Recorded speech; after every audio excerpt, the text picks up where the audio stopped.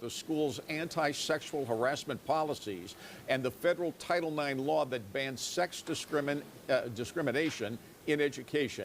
In 2021, Mel Tucker signed a 10-year, $95 million contract extension, making him one of pro sports, college sports, anybody sports' highest paid coaches in America. And in that contract, it would allow Michigan State to fire Tucker without having to pay out the full contract if Tucker is found to have engaged in any conduct which constitutes what is called moral turpitude or would bring public disrespect, contempt, or ridicule to Michigan State. Now, the USA Today report was published after Saturday's win over Richmond. We're going to take to the press conference right now, where they're expected to begin shortly. All right, so we are looking at the current. This is in the north end zone at Michigan State University, where the media usually meets with coaches, with football coaches. Mel Tucker has a Monday news conference during the season, which he normally would be scheduled to have tomorrow to preview the win over Washington. So when Teresa, Woodruff, and Alan Haller, who are scheduled to appear, and whether this is a pure news conference where questions and answers are part of the format or not remains to be seen, or whether it's simply a statement, we'll just have to wait and see from there. Ironically, Seth, I was with Teresa Woodruff 3 times yesterday on radio before the game, in her booth during the game, and with her at Cowell's house for a little presentation before the game yesterday with some Michigan State backers, and she quoted him talking about how they were going to win the game and all that. I did not detect any stress at all in her, other than one of her people asked me prior to the radio interview, what are the questions you're going to ask her? Now, whether that had anything to do with this or not, I don't know. I detected no stress in her yesterday at all. Yeah, but you would think she must have known that this was coming today, to some degree anyway. Right. Well, in a room full of reporters there was at the post-game press conference last night, just hours before the USA Today report came out. It came out just around midnight or shortly after midnight, so early this morning. And a lot of people woke up to read the news. When did you find out about the news? This morning, because I'm like a lot of people. I watched Alabama lose to Texas, and it's a day of college football, right, which is so much television anymore. So that's that for Saturday. Get ready for the Washington game, because the first of the 10, what I call so-called big games on the schedule, is coming up. Now it's a national game.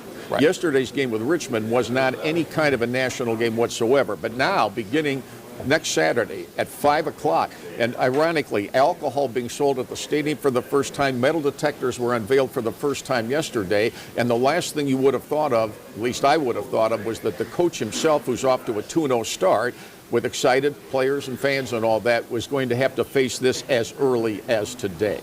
Yeah, well, and we talk about the report and how it's being talked about on a nationwide level. And the players themselves are caught up in this. I mean, this is a distraction for them, and they're going into, just from the players' perspective, you're going into one of the biggest games on your schedule. What I think is this is going to mirror the Northwestern story this summer with Pat Fitzgerald, from the standpoint that the issue now is not whether he comes back to Northwestern, is what are we going to do with the $40 million left on his contract. And his issue legally, apparently, is was he given due process? Michigan State obviously is going to be legally careful to make sure that Mel Tucker is going to get due process with that October 5th and 6th theory. Now, what happens after that, or comes out of that, remains to be seen. But I think you're going to find that very few people believe that he will return as the Michigan State coach. Very few people.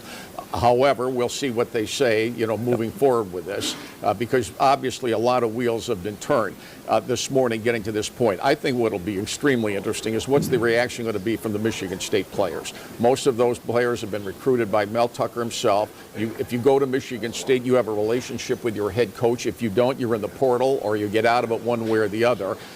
And you're off to a good start. It's not like the coach is in trouble because the team's losing. So right. All of this is going to come. I've been around here a long time. I've seen a lot of football coaches. A lot of coaches have issues that cost them their jobs. But the late Denny Stoltz once told me, if this stuff happens on your watch, whether you think it's fair or unfair, and I don't know what he thinks, my guess is he's not happy about it, right?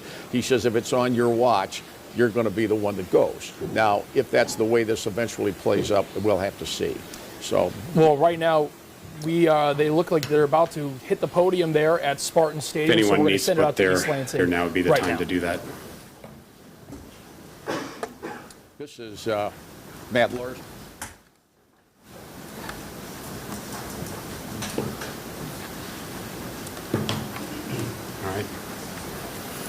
All right. Thank you, everyone, for joining us here on short notice today. This time, I'd like to bring up Michigan State University Vice President and Director of Athletics, Alan Haller.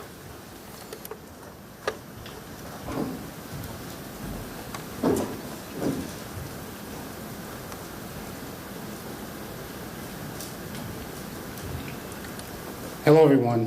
Thank you for joining us this afternoon on such short notice.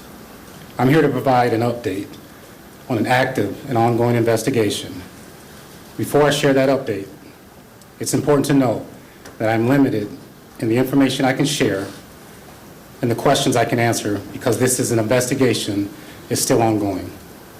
Upon receiving the reports from the claimant regarding Mel Tucker, MSU's Office of Civil Rights immediately commenced a review of subsequent investigation per university protocol using an outside third-party investigator. I was aware of the report in late December. The external investigator concluded their review and submitted their investigative report on July 25th with a recommendation for a formal hearing which will occur the week of October 5th. The university's objective has been and remains focused on conducting a fair, thorough, and unbiased investigation and allowing the processes to play out. This includes protecting confidentiality of the claimant and putting in place interim measures. The university's formal conclusion of the investigation will occur and final decision processes are complete. I want to emphasize again, this investigation is not complete. Interim measures are something that are constantly evaluated throughout the process based on developments that may have a potential impact on the ongoing investigation.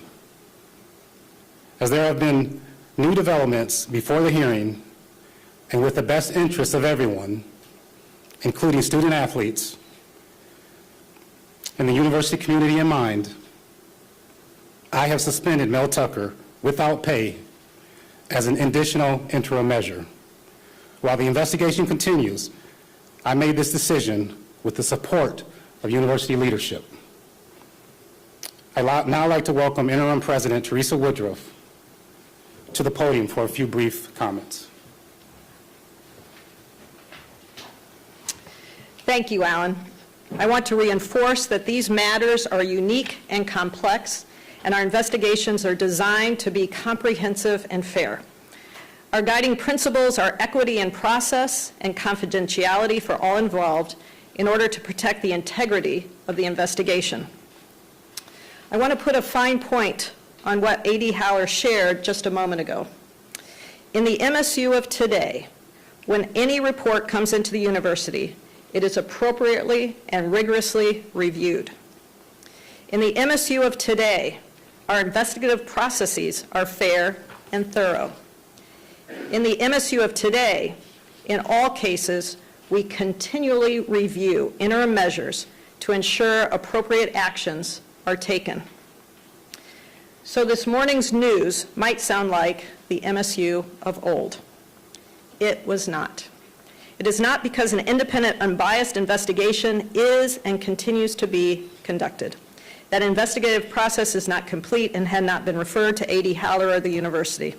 That process will not be complete until there is a hearing and a final decision. It is not the MSU of old because we maintain the confidence of the claimant and the respondent while respecting and valuing the claimant's and respondent's right to share their story. It is not because of the further action we take today. The action A.D. Haller took comes with the full weight of my support. As he shared, these new developments before the formal hearing can impact the case and the community. This step to place Mel Tucker on an unpaid leave is equally necessary and appropriate for today's circumstances. These actions are not taken lightly, and I know A.D. Haller is making them in support of the interests of the individuals impacted. Before I conclude, I want to reinforce that this indeed is an ongoing investigation. I appreciate the commitment of the leadership and staff within the Office for Civil Rights for their important, thorough, and unbiased work today and every day. I also want to thank the Board of Trustees, Faculty Senate Chair, and student leaders for their engagement with me today. It is not lost on me the significance of this moment or its impact on those involved in the case, our university community, and the extended Spartan family.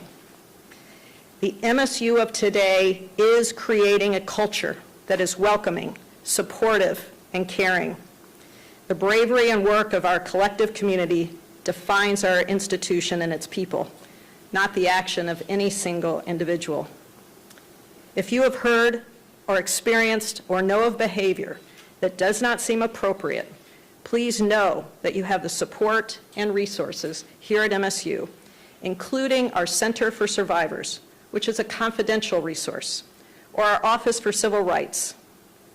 Additionally, for those among our community for whom this information is difficult, MSU's counseling and psychiatric services is also available to help. To members of the media, I hope you note these important and critical resources for our community in your stories. Now I'd like to welcome A.D. Haller back to the podium. Thank you.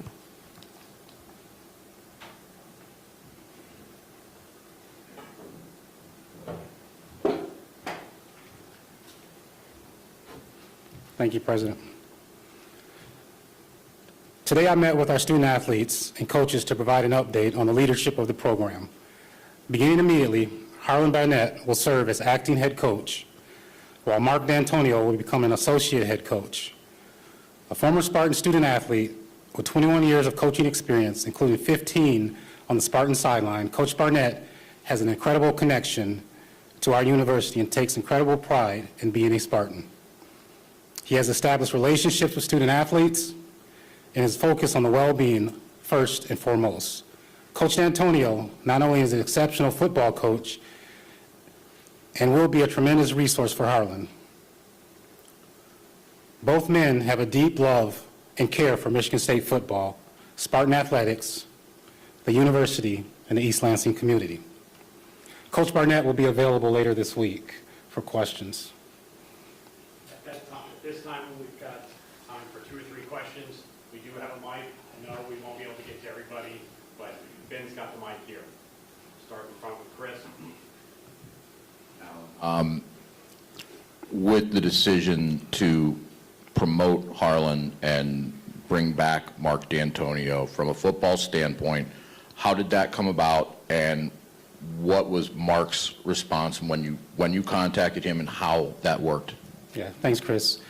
You know, Chris, I think all the time, and I'm always processing information, processing situations. I can't tell you that I thought of this yesterday, today, or even a couple of days ago. I'm always thinking. So these are contingency things that I think about with all of our programs in a lot of different situations. So it's been an ongoing process for me, Chris.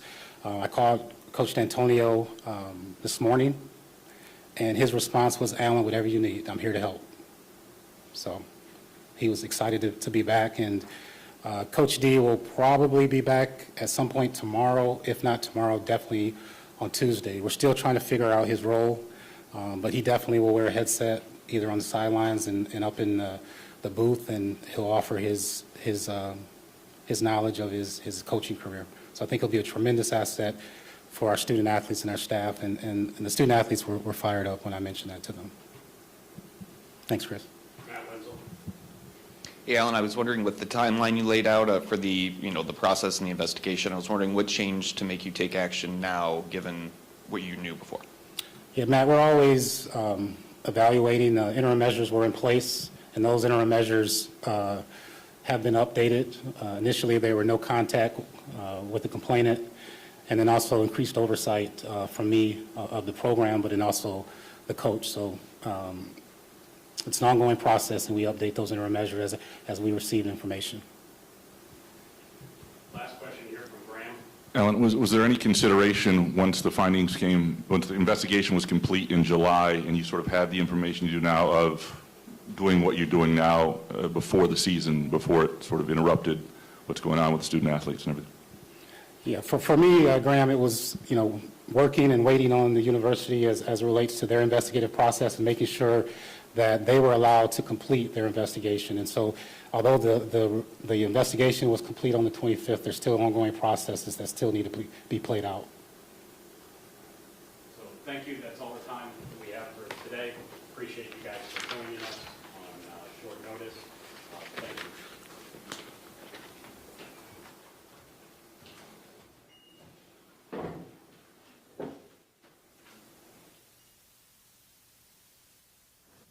All right, that was Michigan State University Athletic Director Alan Haller and Interim President Teresa Woodruff. Mel Tucker was suspended without pay amid the Title IX investigation, and you heard a lot there from Alan Haller, including the report that was finished on July 25th, the hearing that we already knew about from that USA Today report coming on October 5th and 6th. What did you take away from that press conference? Obviously, there was a lot to unpack there. Well, the without pay.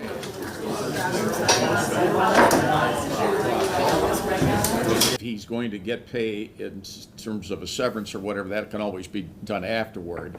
Obviously, there was no reference made to how long the suspension lasts, but let's be realistic. It's going to be through Washington, and Maryland is home, and it's homecoming at Michigan State with a new incoming Athletic Hall of Fame class the following week before Michigan State goes on the road. So that's 3 games right there before the bye week on October 5th and 6th. And what comes from the October 5th and 6th hearing and moving forward remains to be seen. Tucker is 51 years old. He is still owed approximately $77 million plus on the contract that he agreed to 2 years ago. Look, it's naive, I think, to believe, unless something falls out of the sky, that he is going to return as Michigan State's football coach. But in these contract situations, and if you've read his contract carefully, due process is a huge factor here, as it is at Northwestern, trying to figure out whether $40 million is going to go to Pat Fitzgerald or none whatsoever. Reading Tucker's contract, there are a lot of safeguards in that for him when that money was approved, that if he violates his contract in any way, he can therefore be severed without pay. I think that they want to be absolutely legally carefully sure, as the president herself made absolutely clear, that legally we are going to do everything in our power to make sure that this is a fair process. I don't think they want to react to a newspaper story, however credible that story seems to be overnight. If it wasn't credible, we wouldn't be sitting here today with this news conference. In the case of D'Antonio, my sense is where Mark is going to be helpful and where he's going to be called upon is not to start drawing up plays. My sense is he's going to be called to calm down those players, because when Alan, with all due respect, says that they were enthusiastic about this, if you've got one player on that team that is enthusiastic about losing your head coach, then you've got problems to begin with right there. My sense is those players must be very divided today over losing him for whatever. The other thing, Seth, is where is this going to lead? Because often in stories like this, when one person comes forward with a complaint like this, are others going to follow down the road? In this case, I don't know, but I think that's going to be something to watch moving forward. Will others come forward when this thing, and this is not going to end anytime soon? Yeah, Alan Haller faced one question at the end there that I thought was interesting. He said, the report was done on July 25th. Was there any thought process behind doing this before the season until, you get to this point where it's now made public, and then you decide to suspend him without pay? So the question was, did you think about doing this before the season when the report was finalized? And Haller said, while the report was finalized, there were still processes that they had to go through. So that was his response to that. Of course, the hearing, like we mentioned, is on October 5th and 6th. That just happens to fall in Michigan State's bye week. And the other thing that you mentioned was D'Antonio coming back on the staff. So Mark D'Antonio will be the associate head coach. Harlan Barnett will be the acting head coach. So that's another piece of information that we learned from Alan Haller. Barnett's going to be available for questions to the media coming up later this week. Of course, News 10 will be there whenever that does happen. And Mark D'Antonio, he believes, will be back tomorrow or sometime early this week. Of course, all of this is happening as they are preparing to take on a top 10 team in Washington coming up on Saturday. So there's a lot that is going on. We're going to have much more coming up at 6 o'clock, which is just over 30 minutes away. Make sure to tune back in for that. Thanks for tuning into the press conference. We'll go back to regularly scheduled programming.